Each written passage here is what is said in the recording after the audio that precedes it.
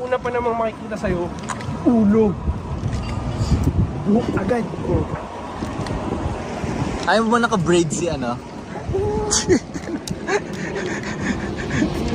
Para si DJ Buddha.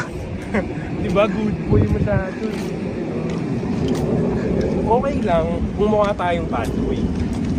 Diba? Eh, pinanganak tayong pretty boy. Wala kang magagawa. Hindi naman magmukhang sadyain na bad boy. Kundi, mukha ka ng pretty boy. So mo, one side ka. Nung galing na ako dyan eh. Diba? Natatawa nga ako sa pictures ko nun eh. Darating ka rin dyan. Darating ka rin.